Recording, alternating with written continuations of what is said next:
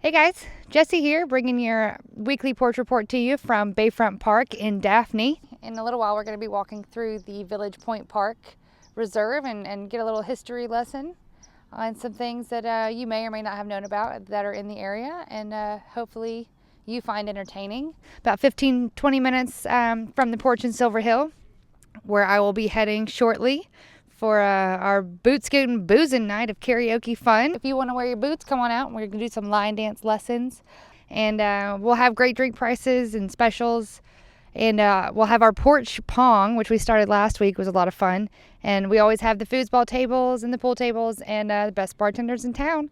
So come hang out with us tonight.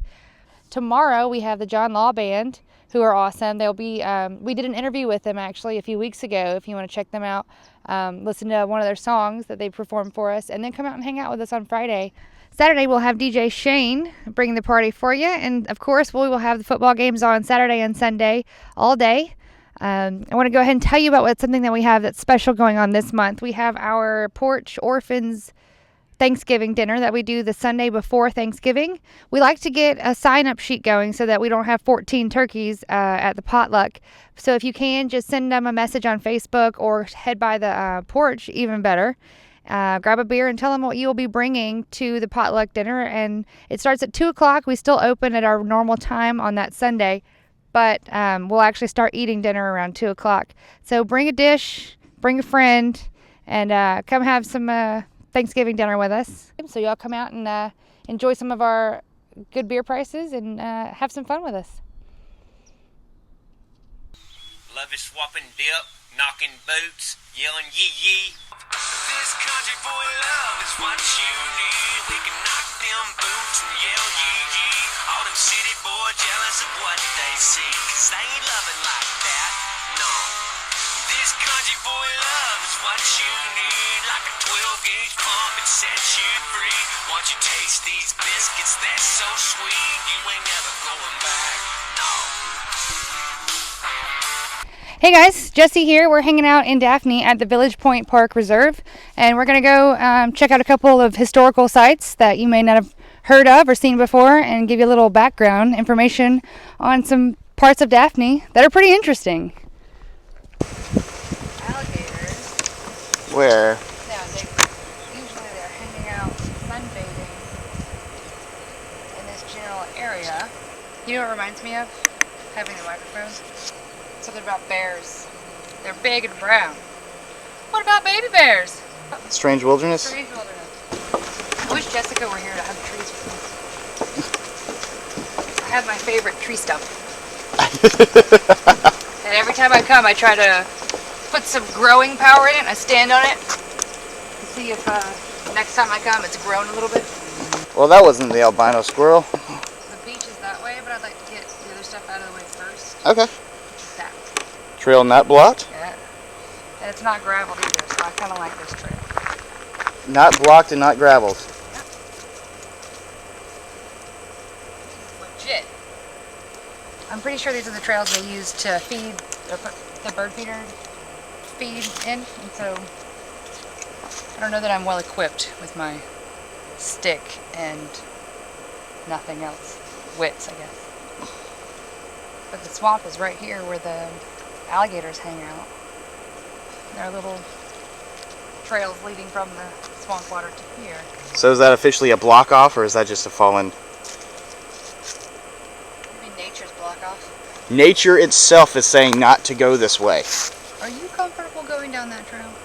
I am, but it is up to you.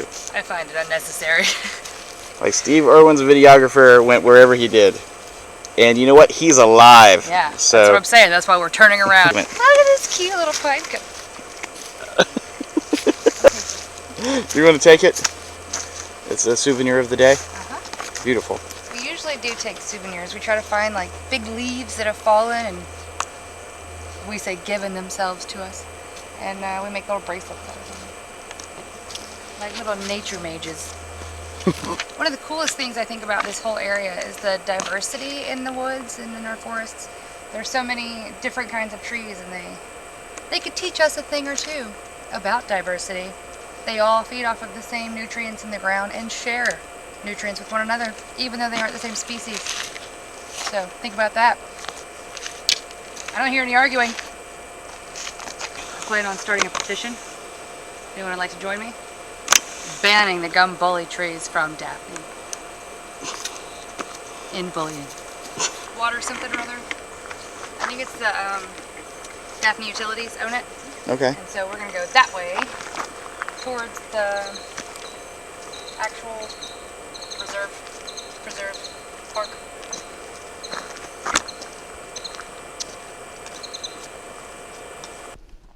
Ah, we have reached the cemetery. So the Doleaves are one of the oldest families that have been in this area. They've been here since the early 1800s, and their cemetery is right up here above this, on top of this hill. And so we're going to get to look at one of the first burial sites that we have from settlers here. So in 1787, Dominique Doleave actually received a land grant for this area for a cemetery, and it is rumored that there are over 100 people buried here. Here by the bluff, we have the actual family of Dominique Doleave, and one of which was actually in the Confederacy, and so he has a military headstone.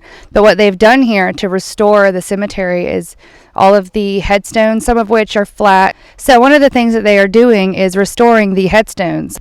There are some quite small ones. It's actually really sad to go through, but it's interesting because of the different ages and where people are placed, and it's right on the bluff overlooking their land. So there is a narration box that's actually broken at the moment, which is why it's important to help this reserve. If I remember correctly, before it was broken, said that there are rumors that they actually have slaves buried out past the rest of the family. There's a family cemetery that's blocked off, and then out in the rest of the property they actually bury their slaves. So from here we're going to go down this wonderful hill and to the bottom of what the bluff is overlooking and see if we can't find the primitive burial grounds. So we just left Doleave Cemetery and we are on our way to the primitive burial grounds that I've never actually been to before, so I'm excited. I've been close. I don't know if you'll actually be able to see anything, but they've actually had excavations and digs and found arrowheads and pottery and things of that nature. And Yancey Branch Creek is to our left. It's actually the water source that Native Americans used when they lived here. And after the settlers came, they also used it. Even the Union soldiers that came to try to capture Spanish Fort in Blakely, when they dropped off their reinforcements at the village piers, whole area was called the village. When they dropped off their reinforcements, they used that creek also for their campsite.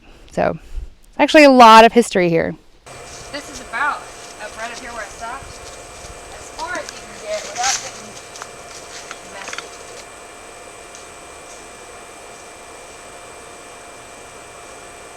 Okay, so basically just trees. Basically just trees. But they said that there are actually mounds back there, like mound builders. There's a company, I don't remember what the store name is, but they're trying to use an ancient burial mound as dirt to fill in their store foundation. Like, it never ever works well when you use an Indian burial ground for things. Have these people never seen poltergeists? Yeah, just don't do it. It's just, how many things do you have to take? Let's go to Jackson Oak.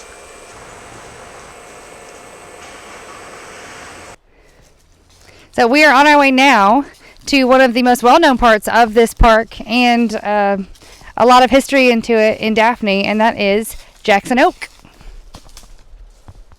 I have a picture of the water reflected the light blue from the sky so perfectly that you could see every detail of the sky in the water, just looking at the water. And it was so pretty. It was like a little lagoon, and the mossy side. It's a great meditation spot. I don't know anything historical about it, but it's awesome. So all we need is a good rain, I suppose, and fill this baby up. Dominates this whole area. It dominates the whole open sky area, so much so that I don't know if they chopped all the trees down that were around it, but seemingly this beast has been around a lot longer than all these other trees and has just dominated the whole space. So the loophole is profound. We could totally get over there. So we are here at the majestic Jackson Oak, which actually has a couple of really interesting stories that I found out about it. It has been here for hundreds of years, not thousand, I don't know, nobody knows. It's got its own history that it's not telling us. But a couple of stories, when General Andrew Jackson was on his way to Pensacola during the War of 1812, he actually stopped here and gave a speech from one of these branches, standing on one of these branches of the Jackson Oak, which is how it got its name, the Jackson Oak. Also, in 1787, the original survey map of the Spanish land grant that was given has this tree as an actual survey line marker. So it's on the original survey grant, land grant, given to the D'Olives in 1787. So it's been a staple for a really long time, and hopefully, if we can keep it safe and preserved for a long time to come. Not only was this a place for soldiers to come and have their meetings, but also it was a campsite for people passing through. This was also called the Village. The Spanish named it the Village when they arrived here because of the various different tribes that would gather in this area for their meetings. So this tree has been a very important piece of a lot of different traditions. I need a couple friends to hug this one. So I will see you guys tonight at the Porch in Silver Hill for karaoke with me, Jesse. And just remember, it's your bar. We just work here. It is so hot out here. Who wears cashmere in the woods? Where's my stylist? Hey guys. Oh, I'm going to move this microphone out of my mouth. So I'm going to hang out here and let y'all see what... I feel weird. Why? I don't know, the guy's just sitting there. We have a creeper. I feel like if I don't speak very quietly, like spa-like, I'm ruining the serene calmness of the park. Like, I can't get too amped about this. So it's going to be way more fun than I'm making it seem. I'm trying to be respectful. But I feel like I'm whispering. If I whisper directly into the microphone, is that better? Try it again. Whisper. How's that? I'm going to let you go now because I was going to save you, but it would be ridiculous. I have too much shit as it is. I don't need a pine cone. Shop went off to make a hat. You know how to make hats out of these? No, but you just weave them. You want to get naked and afraid one day? I would love to get naked and afraid. But not like... Well, then I can help with that. Yeah, not legitimately. Naked and afraid to me is like naked on my couch watching a scary movie. Then you should treat every day like it's the last day of your life. Because you know me. Right.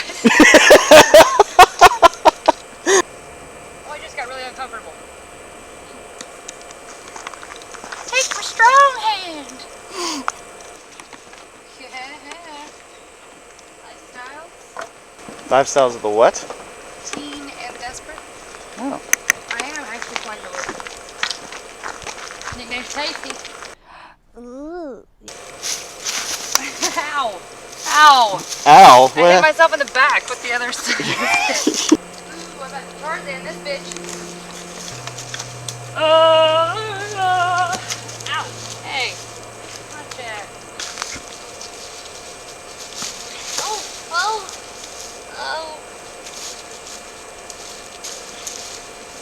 I don't want to do it anymore. That's it. That's all. That's all I want to say.